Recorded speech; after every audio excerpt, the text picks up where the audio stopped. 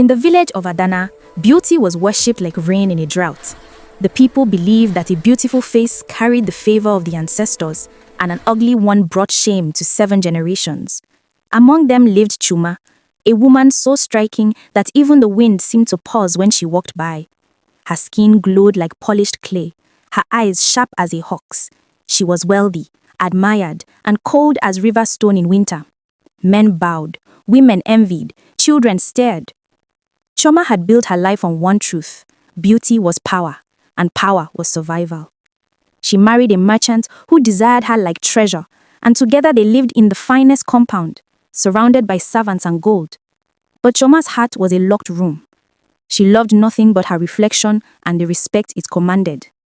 When she became pregnant, the village celebrated. Surely, they said, such a woman would birth a child more beautiful than the dawn itself. The night Chioma gave birth, the moon hid behind clouds as if refusing to witness. The midwife pulled the baby from her body and gasped. The infant was healthy, breathing strong, but his face was marked with a crooked jaw, a flattened nose, and skin mottled with dark patches. The midwife wrapped him quickly, whispering prayers. When she placed the child in Chioma's arms, her mother stared in horror. Her hands trembled, her lips curled. This could not be hers, not from her blood, not from her perfect body. The merchant's husband leaned close, his face unreadable. Chioma's voice was ice. "Take it away." The midwife hesitated. "My lady, he is your son." Chioma's eyes burned. "No son of mine will look like this. The spirits have cast me. This thing does not belong to my bloodline." She turned her face to the wall and refused to touch him again. The midwife left in silence, cradling the unwanted child. 3 nights later, under a sky thick with stars, Chioma wrapped the baby in old cloth and carried him into the forest alone. She told no one. Her husband was traveling. The servants slept. She walked until her feet ached, until the village lights were swallowed by darkness. Then, she found a shallow ditch beneath a grove of bitter trees. She laid the baby down gently, almost tenderly, as if that made it less of a sin. He did not cry. His eyes, wide and dark, seemed to watch her. Chioma whispered, "Forgive me, but I cannot carry this shame." She covered him with dirt and dry leaves, not enough to suffocate quickly, but enough to hide him from the world. Then she turned and walked back toward her beautiful life. By morning, she told the village her baby had died in the night, too weak to survive. They wept for her. They brought her gifts. They praised her strength. But the child did not die. A wandering widow named Nneka, old and bent from years of sorrow, had been gathering firewood near the grove when she heard a sound softer than breathing, a faint, stubborn whimper. She pushed aside the leaves and gasped. A baby, barely moving, dirt in his tiny fists. Nneka had lost 3 children of her own to fever and famine. Her arms had been empty for so long, they ached like phantom limbs. She did not ask questions. She did not wonder why. She lifted the boy, cleaned his face with the edge of her wrapper, and carried him to her small, crumbling hut on the edge of the village. She named him Obi, which means hurt. She had no milk, so she begged from nursing mothers. She had no money, so she worked twice as hard, cleaning compounds and grinding grain just to keep him fed. People mocked her. "Why waste your strength on that ugly child?" they asked. Nneka smiled and said nothing. Obi grew slowly, quietly, like a root pushing through stone. His face remained unusual, his features still crooked, his skin still uneven, but his eyes held something that made people look twice. A strange calm, a depth that did not belong in a child. Nneka raised him with stories, not wealth. She taught him kindness, not pride. He learned to carry water without spilling a drop, to speak softly, to listen longer than he talked. The other children avoided him. They called him names and threw stones when the adults were not watching. But Obi never threw them back. He would pick up the stones, stack them into careful piles, and walk away. Nneka noticed something else too. Animals did not fear him. Stray dogs followed him home. Birds perched on his shoulders. Once, a wild goat with a broken leg limped into their compound and let Obi wrap its wound without struggle. Nneka watched in silence, wondering what kind of child she had saved. Meanwhile, Chioma's life bloomed like a poisonous flower. Her husband's business flourished. She hosted feasts. She wore the finest wrappers, beads that clinked like music, gold that caught the sun. People called her the Queen of Adana. She smiled at their praise, but at night, alone in her bed, something gnawed at her. A whisper in the dark, a weight in her chest. She dreamed of death beneath her fingernails and the sound of a baby who would not cry. She woke gasping, clawing at her throat as if something were buried there too. She told no one. She prayed harder. She gave offerings to the shrine. She smiled wider during the day, but the guilt was a living thing inside her, feeding on her sleep, her peace, her beauty. Slowly, invisibly, it began to hollow her out. People still admired her face, but those who looked closely saw something new in her eyes, a flicker of fear, buried deep like embers under ash. By the time Obi turned 10, whispers had begun to follow him. A farmer's child, sick with fever for days, was placed in Obi's arms by a desperate mother. The boy's fever broke within the hour. An elder, crippled by a twisted ankle, allowed Obi to touch the swelling. By evening, he walked without pain. Nneka tried to hush the stories, but they spread like wildfire. The boy has a gift, people murmured. The spirits favor him. Others scoffed. How can the spirits favor one so ugly? Yet even the doubters could not ignore what they saw. Obi never boasted. He never asked for thanks. He simply moved through the village like water, quiet and persistent, helping where he was needed. He mended fences, sang to fussy babies, sat with the lonely, and wherever he went, something softened. Arguments ceased, crops grew a little greener, the air felt lighter. The elders began to watch him with curiosity. Chioma heard the rumors too, and they unsettled her in ways she could not name. One dry season, disaster struck Adana. The river that fed the village began to shrink, its waters turning foul and bitter. Crops withered, livestock grew weak, panic spread like sickness. The elders gathered at the shrine, sacrificing goats and pouring libations, but the river did not heal.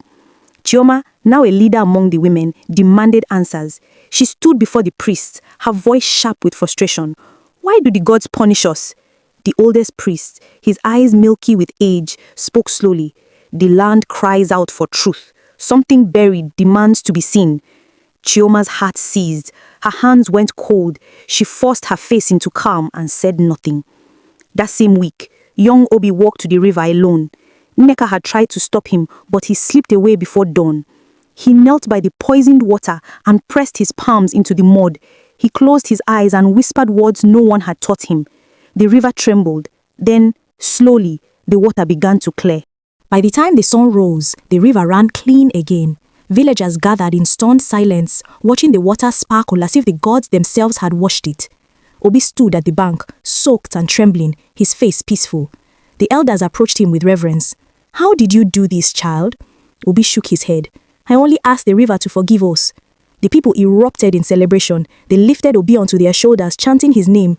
Nneka wept with pride and fear. Pride for the boy she loved, fear for what might come next. But not everyone rejoiced.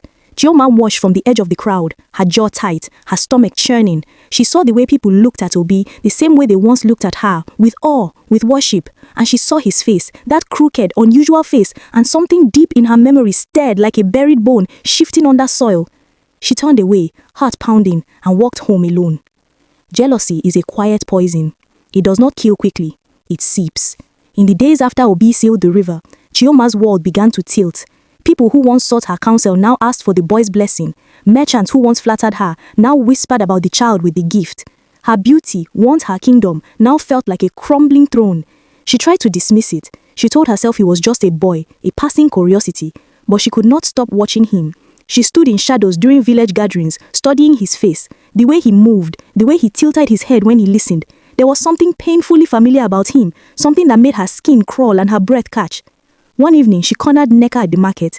"Where did you find that boy?" she asked, her voice too sharp. Nneka stiffened. "He was abandoned. I raised him as my own."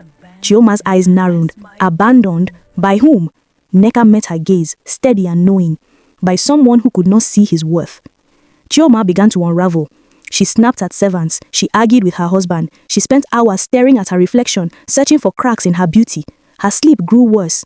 In her dreams, she was back in the forest, digging with bare hands, but no matter how deep she went, she could not find what she had buried. She woke each time with dirt under her nails that was not really there. Her husband noticed. "You are not yourself, Chioma. What troubles you?"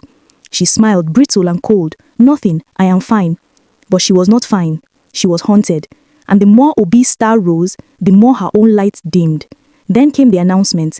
The elders wished to honor Obi in a special ceremony. They would present him before the entire village, declare him blessed by the ancestors, and ask him to speak wisdom to the people. Chioma's hands shook when she heard. She had to attend. Everyone would.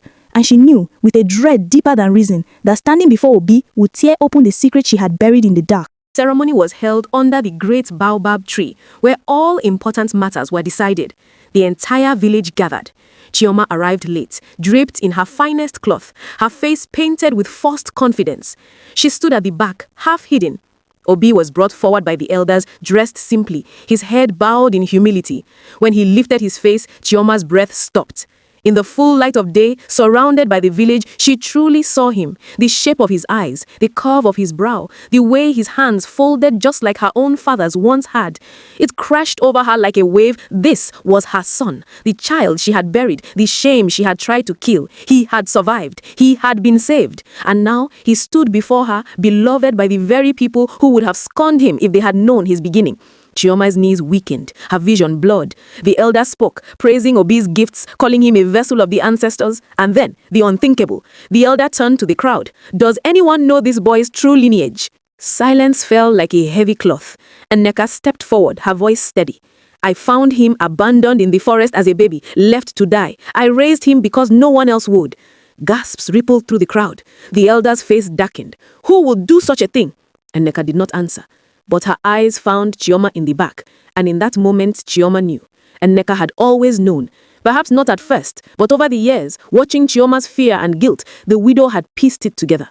Chioma felt the ground crack beneath her feet. She tried to slip away, but a voice rang out. She did it!